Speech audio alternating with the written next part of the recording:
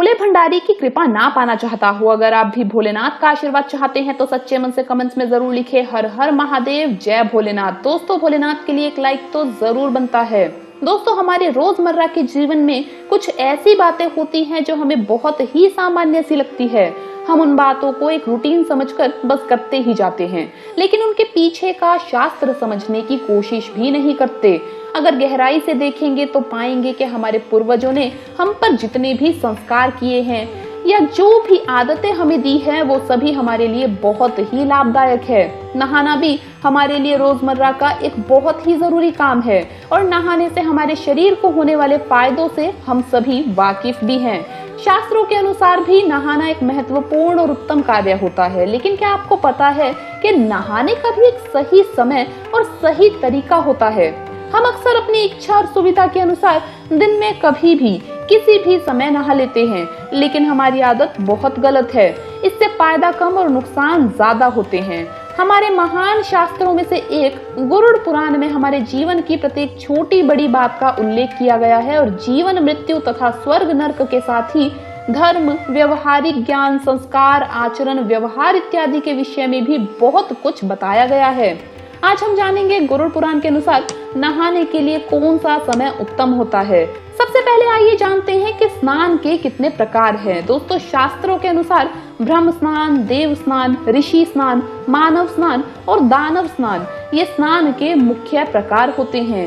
इन्हें समय के अनुसार वर्गीकृत किया गया है। गरुड़ पुराण के अनुसार ब्रह्म मुहूर्त में किए जाने वाले स्नान को सर्वश्रेष्ठ माना गया है।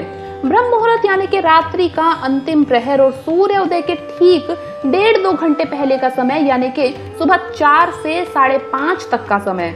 शास्त्रों में ये समय दिन का सर्वश्रेष्ठ समय माना गया है, क्योंकि इस समय वातावरण में अद्भुत और चमत्कारी ऊर्जा व्याप्त होती है, क्योंकि ये समय देवताओं का समय होता है। इस तरह देवताओं का स्मरण करते हुए ब्रह्म मुहूर्त में किए जाने वाले ब्रह्म स्नान को सर्वश्रेष्ठ स्नान माना गया है। इस समय स्नान करने से और स्नान के तुरंत बाद सूर्य देवता को अर्घ्य देने से हमारे जीवन में सुख, समृद्धि और शांति आती है। दिन भर हमारा तन और मन सकारात्मक ऊर्जा से भरपूर रहता है। दूसरा है देव स्नान। सुबह 5 से 6 बजे के बीच किया जाने वाला स्नान देव स्नान कहलाता है।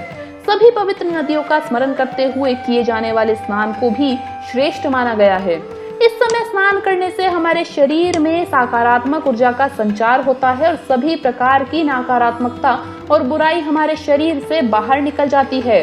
इसी तरह देव स्नान के समय स्नान करने से तन के साथ हमारा मन भी शुद्ध हो जाता है। तीसरी बात, सुबह सुबह जब आकाश के तारे नजर आते हैं, उस समय किए गए स्नान को ऋषि स्नान कहते हैं। ये भी श्रेष्ठ स्नान माना जाता है। इस समय स्नान करने से हमें मानसिक शांति मिलती है। चौथा स्नान 6 से लेकर 8 बजे के बीच में किया जाने वाला स्नान मानव स्नान कहलाता है। ये स्नान सूर्योदय के समय या सूर्योदय के ठीक बाद में किया जाता है। इस समय स्नान करना भी अच्छा माना गया है। शरीर में दिन भर सकारात्मक ऊर्जा व्याप्त रहती है, जो हमें किसी भी कार्य को करने के लिए उत्साहित करती है।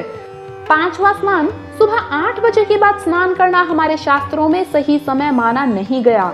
इस समय वातावरण में व्याप्त दिव्य शक्तियां बहुत ही कम हो जाती है, इसलिए मनुष्य में उत्साह और ऊर्जा की कमी दिखाई देती है, जिससे वो दिन भर आलस का अनुभव करता है। पूरे दिन शरीर में सुस्ती भी रहती है और किसी भी काम में मन नहीं लगता। इसलिए सुबह 8 बजे के बाद स्नान नहीं करना चाहिए। जो महिलाएं 8 बजे के बाद स्नान करती हैं, उनके जीवन में सदैव दुर्भाग्य बना रहता है और घर में सुख समृद्धि भी चली जाती है। छठा स्नान दानव स्नान। दोपहर 12 बजे के बाद किए जाने वाले स्नान को दानव स्नान कहा जाता है।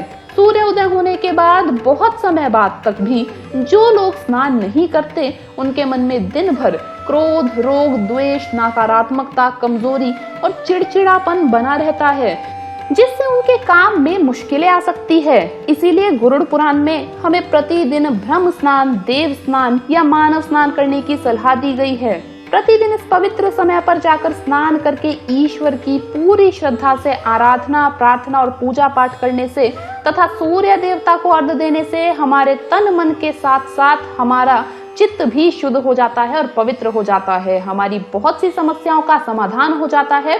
आइए अब जानते हैं कि स्नान करते समय कौन सा मंत्र बोलना चाहिए? दोस्तों मंत्र कुछ इस प्रकार है, गंगे च यमुने चैव गोदावरी सरस्वती नर्मदे सिंधु कावेरी जलस्मिन सन्निधिन कुरु। यानी कि हे गंगा यमुना गोदावरी सरस्वती सिंधु और कावेरी माँ, मेरे स्नान करने के जल में कृपया आप सभी पधारिए। इस प्रकार से इस मंत्र का जप करते हुए स्नान करने से सभी प्रकार की नकारात्मकता, बुरी नजर, रोग व बीमारियां नष्ट हो जाती है और व्यक्ति जीवन में सुखी और समृद्ध रहता है। तो दोस्तों ये थे स्नान के प्रकार।